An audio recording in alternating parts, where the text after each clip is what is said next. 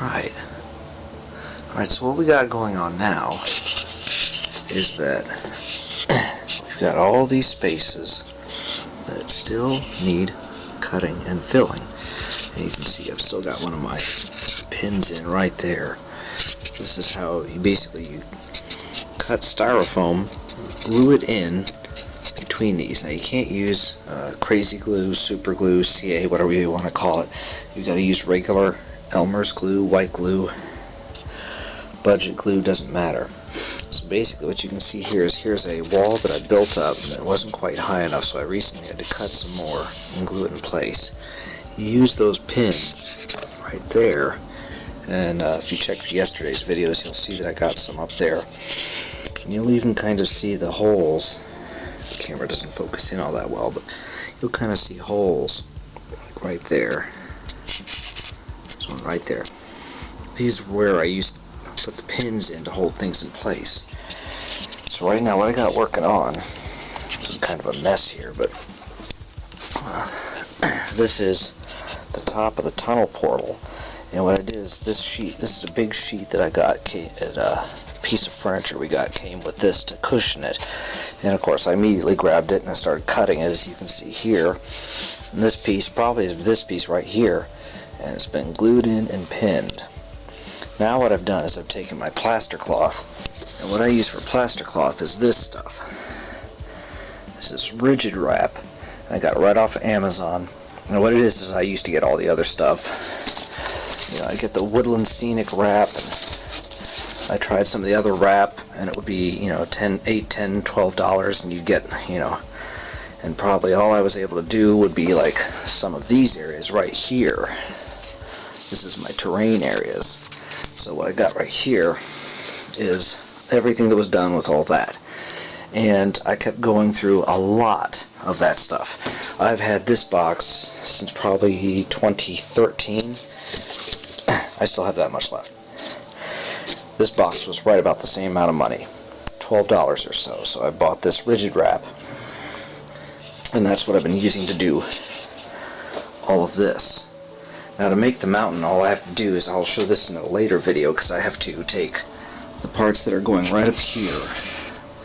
I have to put the flat piece across here. That's this part down here on the floor, right next to my scissors.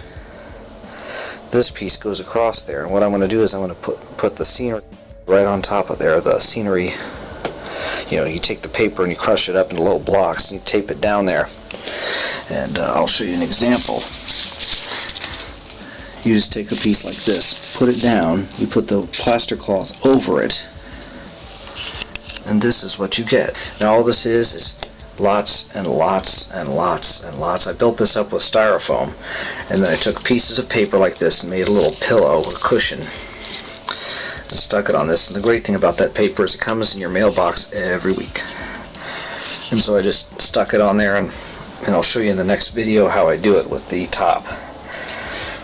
But basically this is what I was working on yesterday, and all I'm doing is I'm taking these, and these are, you know, TV monitors come in them, or computer monitors. I don't have a TV, but like a computer monitor would come in that, a computer printer.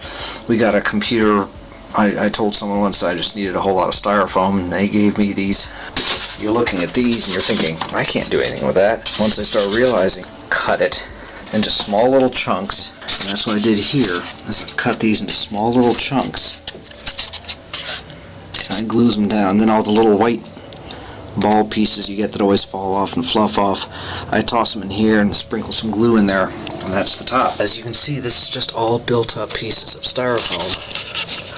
Cut, glue it in, cut, glue it in. And then to make your scenery details on top of it, take some newspaper, set it on there, tape it down, put your Plastercloth right over it. The genesis of this train layout is, and some of you will have noticed the paper, Atlas Right Track software. I just sat down and I did the entire layout. This is a David K. Smith track plan. Basically I came up with one and I sent it to him and said, please help me, this is terrible. I like your White River and Northern. So he took it and gave me a track plan that you'll see on my blog, Railroading on a Dime. And then what I did was I printed all of it out, glued it all down. It took quite a while. It was kind of annoying. It was lots of work. Wherever you see this track, it tells me this is where the track goes. So I put the track bed here. These are the Woodland Scenic track risers. And wherever I have an incline, I always use the same incline, which was right about 2%. This didn't glue down that well. I was using budget glue on this, so I have to pull all this up and redo it. But basically, that's all this is. And then some of them, like this one, didn't come out too good. But for the most part, all I started doing was gluing down chunks of this kind of cardboard, cut, glue, and then like this part right here, all it is one big sheet of Plastercloth on top. So that's how I did my scenery.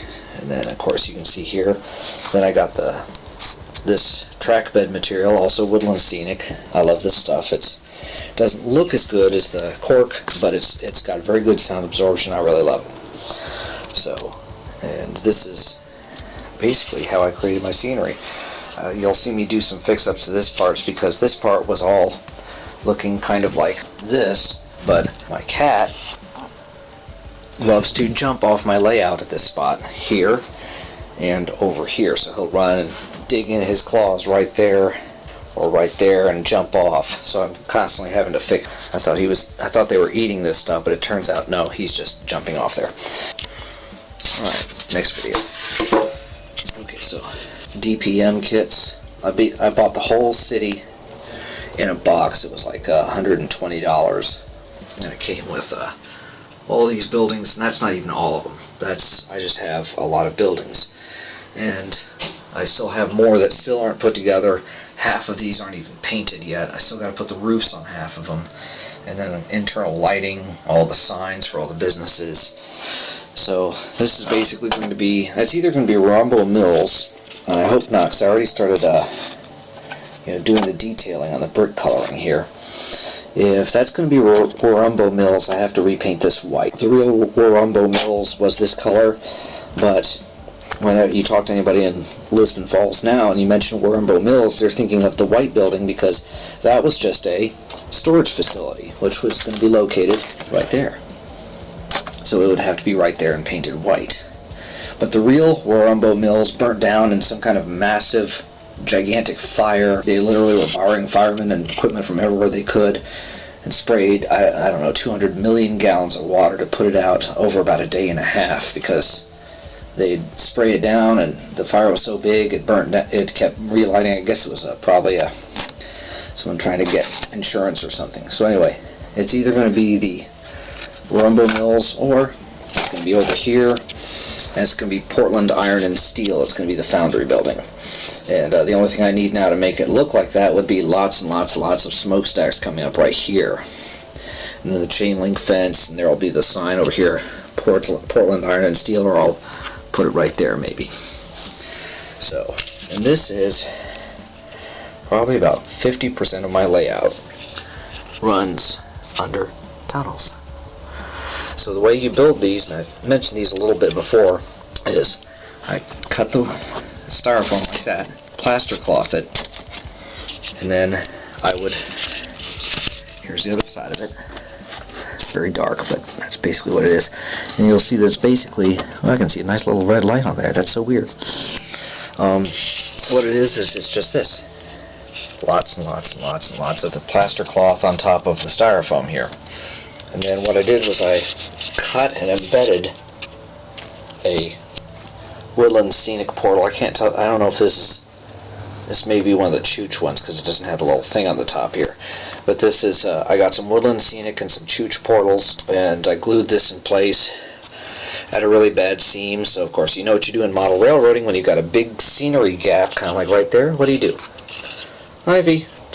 Whenever you spot an ivy thing on someone's layout, that's always a big hint that they had a gap right there and they didn't want to go and get all the extra plaster and fill it in. So what they just did is they glued some ivy on there and you'll never notice. So anyway, so here's my track. This is the track wired. I've got to reverse these because I think I got the red on the wrong side. Someone else, I don't remember his name, he had an idea. He had this idea where you take a boxcar and you put red on one side probably on the right hand side, red on one side, black on the other. So you would just either color the entire boxcar or put a piece of paper that was colored that. Now what you do is you take your boxcar, push it throughout the layout, and wherever you see the red, that's where the red wire goes. Black, that's where the black wire goes. So that's how you do it. So that's one of my big projects coming up, is to get all this layout, all the wiring done. That's how I built all this so far. So, and then these over here, the river banks, because this is going to be the nasty Androscoggin River. I'm going to take out the nastiness of it. We'll just say right now I'm doing the realistic look of the Androscoggin River, which was garbage and stuff floating in it, white, foamy, horrible look. But actually do the scenery and put the water down in here, it's going to actually be colored, the blue-black color of the Androscoggin. Do this, put the Plastercloth over it, lots of glue. You want to make sure you put some dirt on there. And that's all. This is Woodland Scenic, and then grass. The grass colors you use, don't just use all summer green. I have in there, although you really can't see it in here because the lighting's not that good, but there's some burnt grass, there's the yellow grass, dead grass, and some soil sprinkled in there. Because, you know, when you start looking at terrain areas, even if you were to look out in my own backyard, you would see green grass, dead grass, burnt grass. You know, I spent a lot of work on my lawn.